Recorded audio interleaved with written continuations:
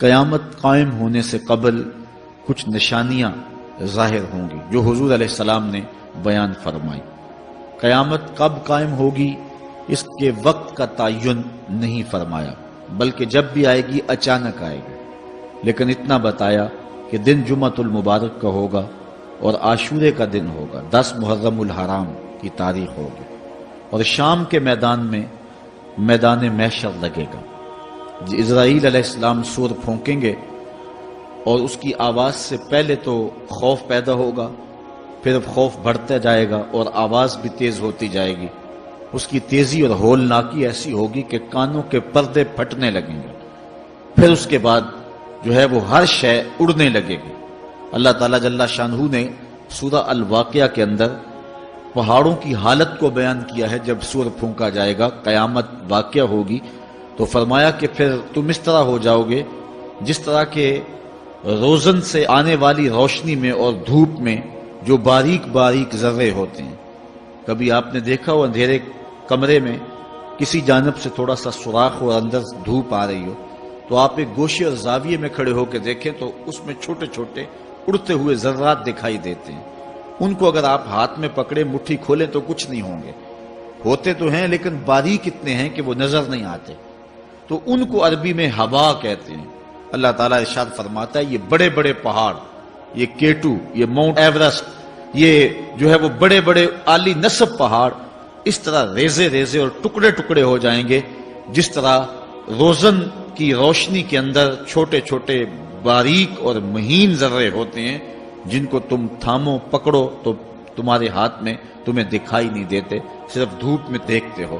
تو اس طرح یہ پہاڑ اتنے باریک حصوں میں بٹ جائیں گے، وہ اتنا زوردار جھٹکا ہوگا اور انسانوں کو وہ جھٹکا زمین سے کھینچ کے باہر لے آئے گا۔ جتنے بھی قبروں میں گڑے ہوئے مردے ہوں گے، جب وہ جھٹکا آئے گا جس کو اللہ تعالیٰ نے ارشاد فرمایا اذا زلزلت الارض زلزالها واخرجت الارض اثقالها، زمین سارے بوجھ اگل دے گی، حتیٰ کہ درخت جڑوں سمیت باہر آ جائیں گے، پہاڑ اپنی تمام تر قوتوں سمیت جڑوں سمیت باہر آ جائیں گے، اور جتنے بھی زمین کے اندر دفینے اور خزانے ہیں سب باہر آ جائیں گے، قبروں میں گڑے ہوئے مردے بھی باہر آ جائیں گے، پھر اس کے بعد ٹوٹ پھوٹ کا شکار ہوں گے، پوری کائنات موت کی آغوش میں چلی جائے گی۔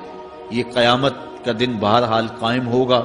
کافر کہتے تھے کہ جس قیامت سے ہمیں ڈراتے ہو وہ لاؤ کہاں ہے، تو ان کے مطالبے پہ فوراً قیامت قائم تو نہیں کی جا سکتی تھی۔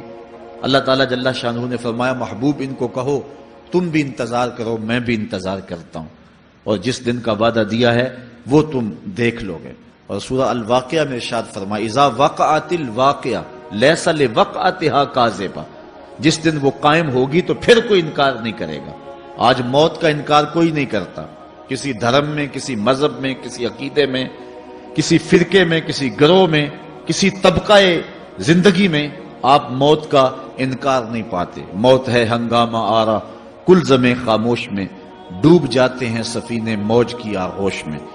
لیکن آج موت کا انکار نہیں ہوتا، قیامت کا انکار کرنے والے لوگ بہت سارے ہیں جو کہتے ہیں یہ دنیا ہی سب کچھ ہے۔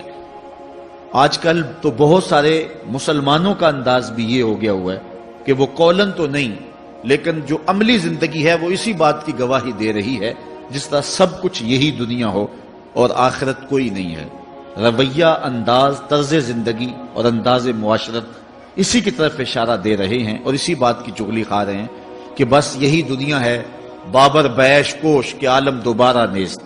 بابر نے کہا تھا کہ جو ہے وہ عیش کر لے، زندگی سے لطف اٹھا لے، دوبارہ زندگی نہیں ہے۔ اور آج یہ بات بھی کہی جاتی ہے یہ جہاں مٹھا اگلا کس نے ڈٹھا، اور یہ سارے قیامت کے انکار کی صورتیں ہیں۔ لیکن آج اگر کوئی مانتا یا نہیں مانتا، لیکن ایک وقت آئے گا پھر کوئی بھی انکار نہیں کر سکے گا۔ آج جو قیامت کے قیام پذیر ہونے کی تدہیق کرتا ہے اور دلائل دیتا ہے کہ یہ دن قائم نہیں ہوگا، قیامت کے دن وہ بھی انکار نہیں کر سکے گا، اس لیے کہ آنکھوں کے سامنے سب کچھ ہو جائے گا، جس طرح آج موت کا انکار نہیں ہوتا۔ تو ارشاد فرمایا جب وہ واقعہ پذیر ہو جائے گی پھر کوئی بھی اس کو جھٹلانے والا نہیں ہوگا۔ لیکن قیامت سے قبل کچھ واقعات ہوں گے جس سے لوگوں کو آگاہ کیا جائے گا کہ وہ قیامت کے آنے سے قبل اپنے اعمال سے توبہ کر لیں۔ آج تو توبہ کا دروازہ کھلا ہے، لیکن قرب قیامت میں سورج مغرب سے دوبارہ طلوع ہو جائے گا، جو ہی غروب ہوگا، غروب ہونے کے بعد دوبارہ طلوع ہو کے عصر کے وقت پہ آ جائے گا، اور پھر اس کے بعد دوبارہ غروب ہو جائے گا۔ تو یہ قیامت سے 40 سال پہلے ہوگا۔ اس کے بعد توبہ کا دروازہ بند کر دیا جائے گا۔ اگر کوئی توبہ کرے گا بھی تو قبول نہیں ہوگا۔ آج ہمیں موقع دیا گیا ہے کہ مرنے سے 1 سال پہلے بھی توبہ کر لیں، 1 مہینہ پہلے بھی توبہ کر لیں، موت سے 1 دن پہلے بھی توبہ کر لیں، 1 گھنٹہ پہلے بھی توبہ کر لیں، 1 لمحہ پہلے بھی توبہ کر لیں۔ اللہ تعالیٰ یہ نہیں دیکھتا کہ اس کی ساری زندگی گناہوں میں گزری ہے، وہ دیکھتا ہے میرا بندہ آخر میری چوکھٹ پہ آ گیا، وہ پچھلے سارے گناہ معاف فرما دے۔ بلکہ حضور علیہ السلام نے صحابہ کو ایک مثال سے سمجھایا کہ ایک آدمی جنگل میں سفر کر رہا تھا، اور اونٹ کے اوپر اس کا سامان بھی تھا، اس کی ضروریات زندگی بھی تھیں، اس کا توشہ بھی تھا، کھانا پینا بھی تھا، خود بھی سوار تھا۔ چلتے چلتے جنگل میں کسی درخت کے ساتھ اپنا اونٹ باندھ کر کے وہ دوپہر کاٹنے کے لیے، سستانے کے لیے وہاں کچھ دیر کے لیے رکا۔ نیند آئی، تھوڑی دیر کے بعد جب آنکھ کھلی تو کیا منظر دیکھتا ہے کہ اونٹ نہیں ہے، اس کے اوپر ہی اس کا سامان ہے، زیادہ سفر ہے۔ اب صحرا میں اونٹ کا کھو جانا گویا زندگی کا کھو جانا ہے۔ اس بات کا ادراک وہ لوگ رکھتے ہیں جنہوں نے صحراؤں کا سفر کیا ہے۔ ہمارے اگر یہاں اس شہری آبادی میں، ہمارے اس ملک میں اگر کوئی شخص جو ہے وہ قافلے سے بچھڑ جائے، پیچھے رہ جائے تو وہ بات اور ہے۔ یہاں انسانی آبادی ہے، اور جنگلوں میں، صحراؤں میں جہاں کئی 100 میل تک کوئی انسانی اور حیوانی آبادی نظر نہیں آتی، تو وہاں سواری کا اور توشہ سفر کا جو ہے وہ ہٹ جانا اور جدا ہو جانا اور گم جانا، یہ سیدھی سیدھی موت ہے۔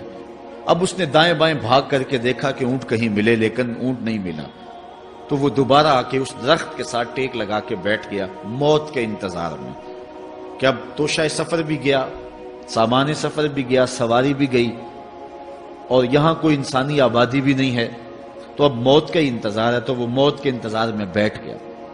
اچانک اس کو نیند آ گئی۔ تھوڑی دیر کے بعد آنکھ کھلی تو اس نے کیا منظر دیکھا کہ اونٹ جو ہے وہ اس کے پاس کھڑا ہوا ہے اور ماں ساز و سامان کھڑا ہوا ہے۔ تو پھر اس کو اتنی خوشی ہوئی، اونٹ کیا ملا، زندگی مل گئی۔ اس نے کہا اللہم انت عبدی وانا ربک، اے اللہ تو میرا بندہ اور میں تیرا رب۔ کہنا اس نے یہ تھا اے اللہ میں تیرا بندہ اور تو میرا رب، لیکن فرحت و مسرت سے، وفور خوشی سے اس کی زبان بل کھا گئی، اور اسے خوشی میں ہوش ہی نہ رہا کہ میں کیا کہہ رہا ہوں۔ وہ کیا کسی نے کہا تھا کہ جب بھی تیری قربت کے امکان نظر آئے ہم اتنے خوش ہوئے کہ پریشان نظر آئے، یا وہ کسی نے کہا تھا کسی کے آنے سے ایسے ہوش اڑے ساقی کے، شراب سیخ پہ ڈالی اور بوتل میں کباب۔ تو کبھی ایسا بھی ہو جاتا ہے کہ انسان وفور مسرت کے اندر جو کہنا ہوتا ہے اس کے برعکس کوئی بات کہہ دیتا ہے، یہ اس کی خوشی کی انتہا کی کیفیت ہے۔ تو اس نے کہا اللہم انت عبدی وانا ربک، اے اللہ تو میرا بندہ اور جو ہے وہ میں تیرا رب۔ یہ جوش مسرت سے یہ بات اس کے منہ سے نکلی۔